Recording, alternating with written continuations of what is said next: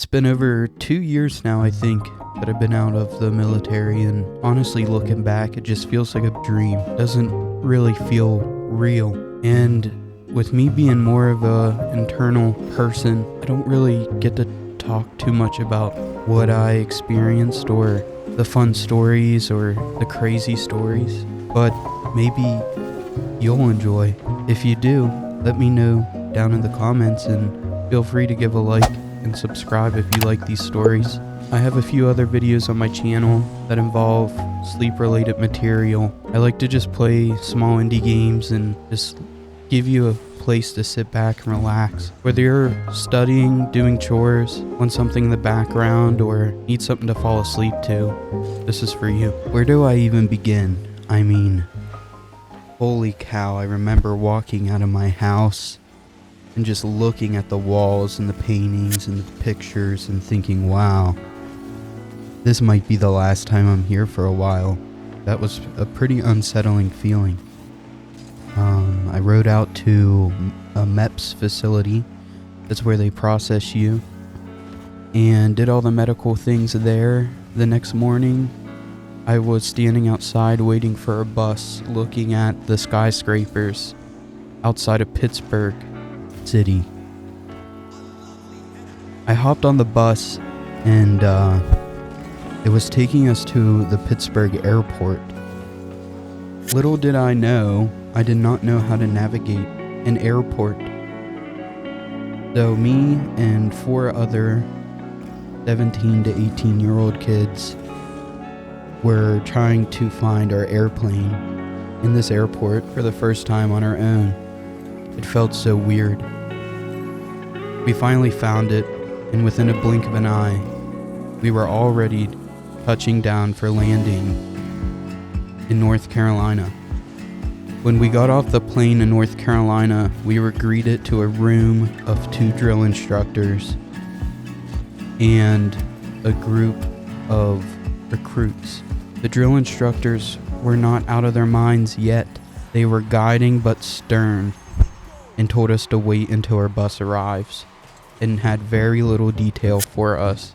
All of us were sweating and shaking, knowing that it was about to be real. We've seen the videos, we've heard the podcasts, we have prepared for this the last few months, but you can never prepare enough. Our bus arrives, our final bus. I hop up inside of this bus and take a seat. It's getting late now, and the sun's starting to lower. The humidity is screaming with sweat stinging in my eyes. The bus takes off fully loaded with capacity of people. It felt like we were circling around for hours. And I truly do believe the bus was circling, waiting for other buses to be ready. At one point, I noticed we started traveling a little bit further and straighter, somewhere we haven't been before. I could see a long bridge in the distance, lined with streetlights, but behind it, it was dark.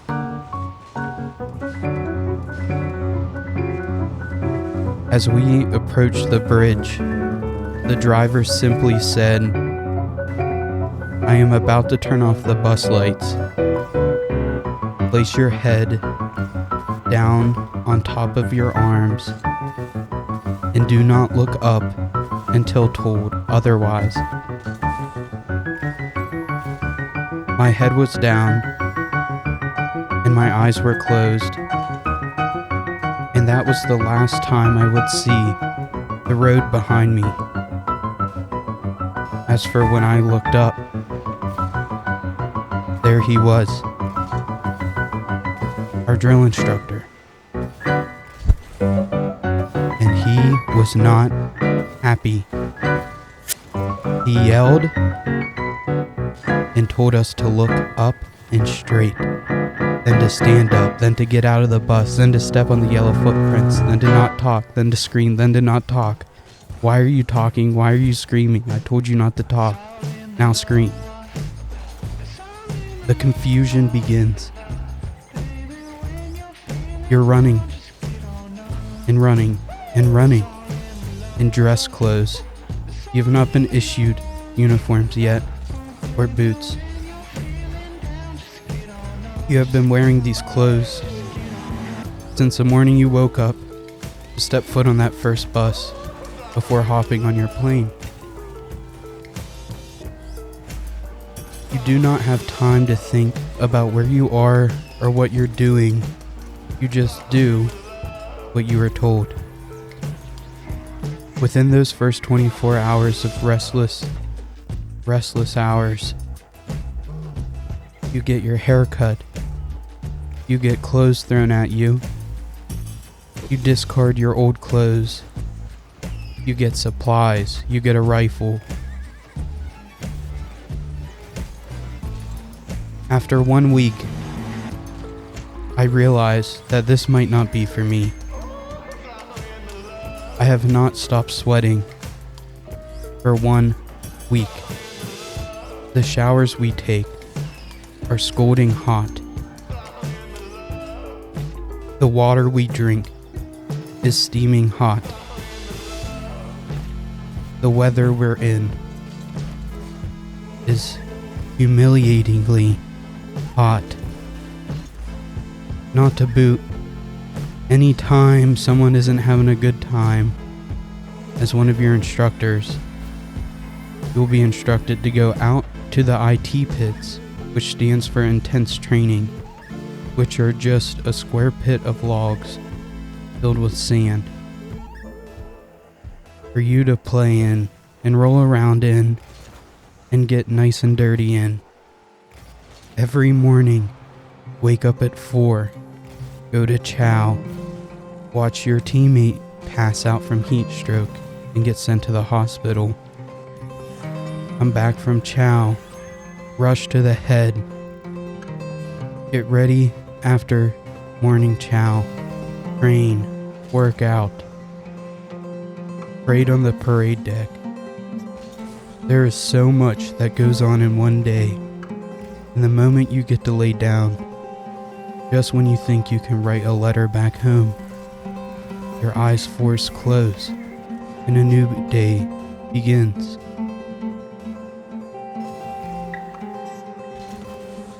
There's not too many words I can use to describe what boot camp was like.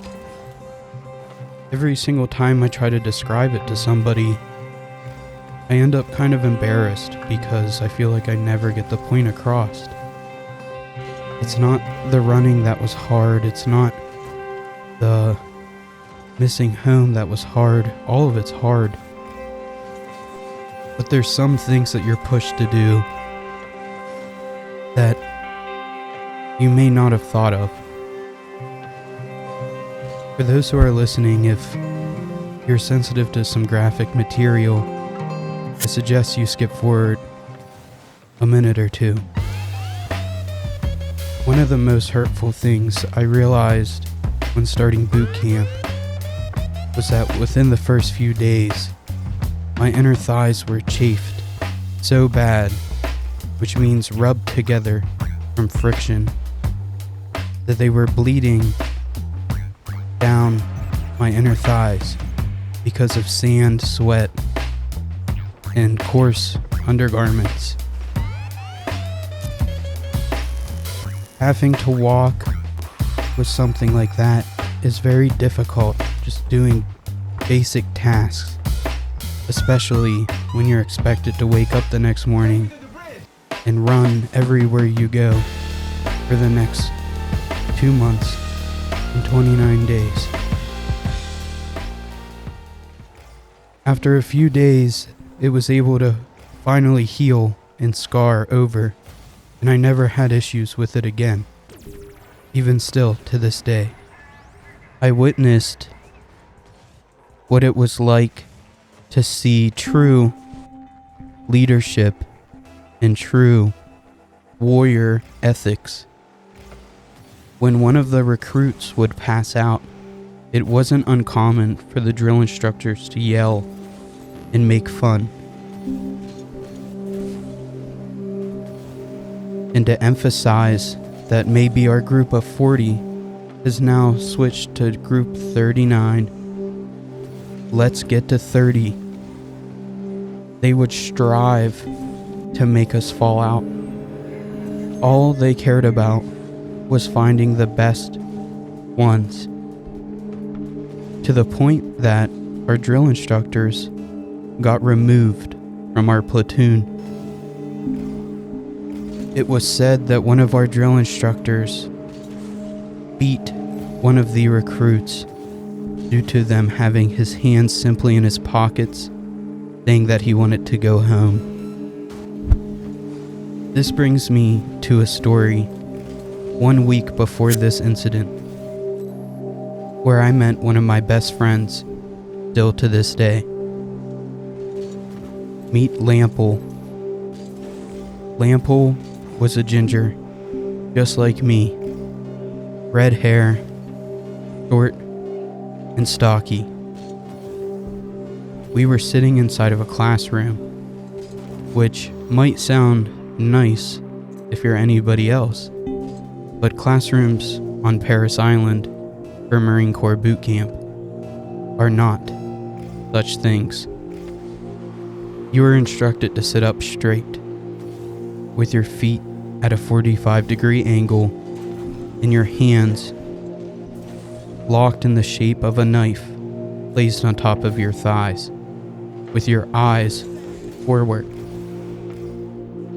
Even in this position, it was easy to start dozing off as you were countlessly tired. We took our opportunities in this classroom to drink as much water as we could, since it was somewhat cooler than the water we would normally receive outside.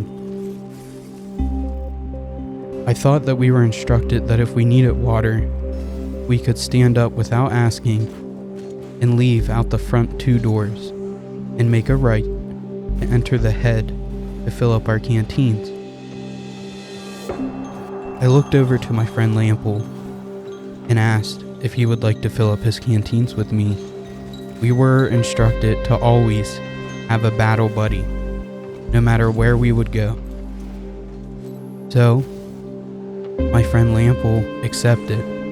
We got up, and as soon as we opened up those 2 double doors, there stood 6 drill instructors. I could tell their faces went from normal chuckling and BSing to angry and kill mode. They chased us the whole way around this auditorium, and there was one drill instructor that pulled away from the other 5. Me and Lample decided to hide in a bush, and this drill instructor found us, and he got up into that bush and he whispered into our ears. He said, "No one can hear you out here. I can do whatever I want to out here, and no one would know." I know he was just trying to strike fear into us, but it was unsettling. Fast forward 1 week, our new drill instructors appear. In our kill hat, a kill hat is known as the drill instructor responsible for teaching discipline into the recruits, was him. Out of respect, I will not mention names, but he was a staff sergeant, and he had a look in his eyes that was unsettling. For the rest of my 2 months there, he would be my worst nightmare. I have so many more stories to tell. If you guys are enjoying, please consider subscribing for future stories as I've experienced some weird things throughout my short life so far. The Crucible. The Crucible is the final test as a recruit on Parris Island to become a Marine. It is 3 days long. Multiple miles of hiking.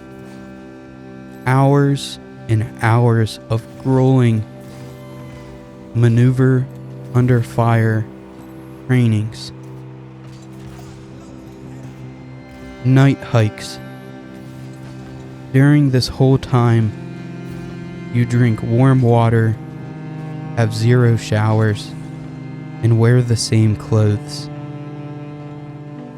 This was one of the most grueling activities that I have put my body through, mentally and physically. I cannot remember when this started or when this ended, but I can remember when I wanted to quit and somehow didn't. It was the second day. It was approximately 10 p.m. During those 3 months on Parris Island, you do not have a clock, so you don't know what time of day it is for months at a time. I have been so exhausted to this point that it's starting to get hard for me to lift my legs to move.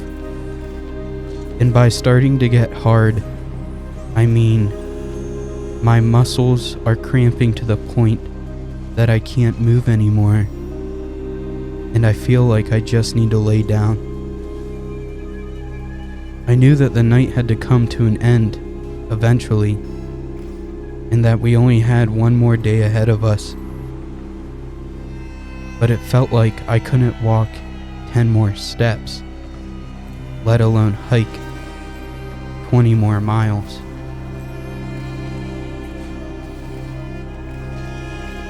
This maneuver under fire course we did earlier during the day, and even then it was difficult. Now we can't see in front of us, and we're expected to complete this course.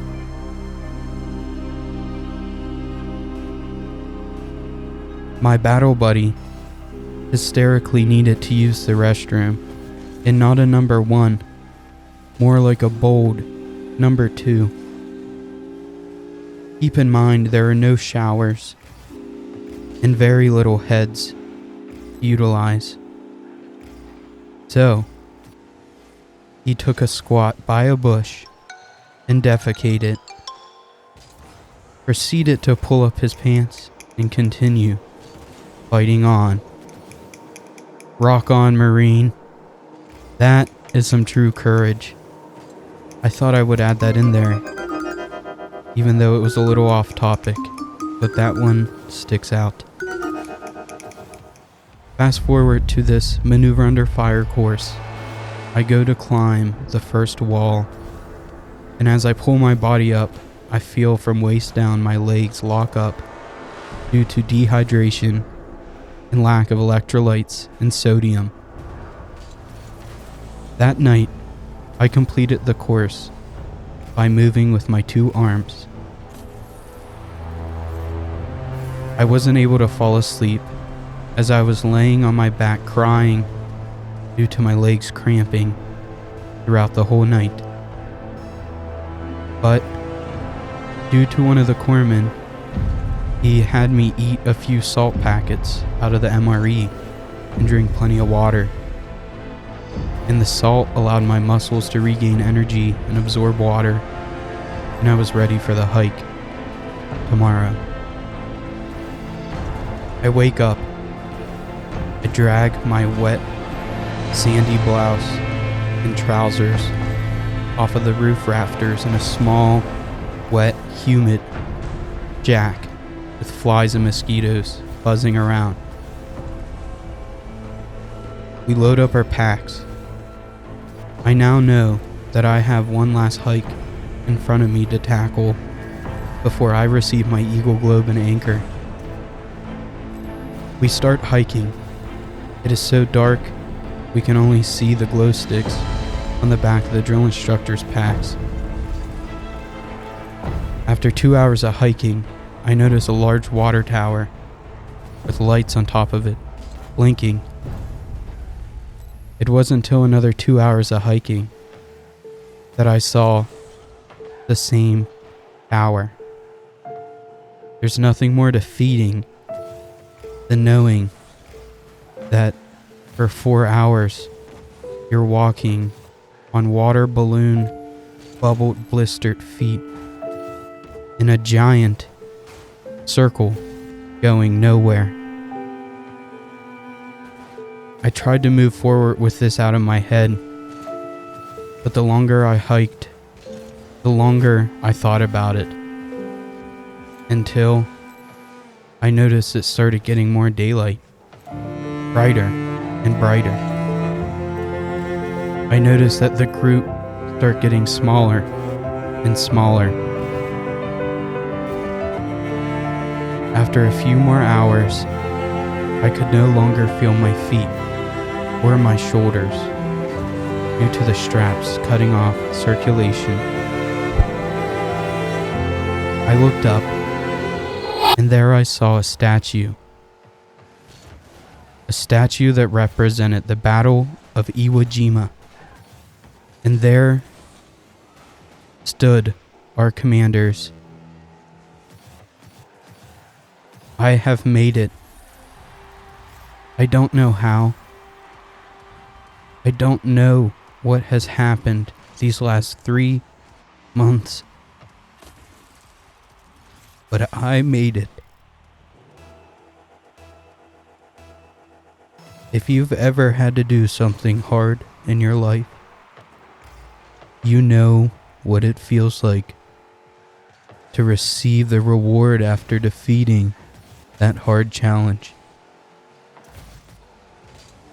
As I stood with my left arm behind my back and my right hand held out straight and flat to receive my Eagle Globe and anchor pin, I had a tear drift down the right side of my cheek. As my drill instructor stood in front of me, I tensed. For the last 3 months that I've seen this man, it has been nothing but anger, irritation, respect. But there he is, rewarding me. I felt the cold metal touch my salt, sandy, crusted hand. Lined with blood, sweat, and tears.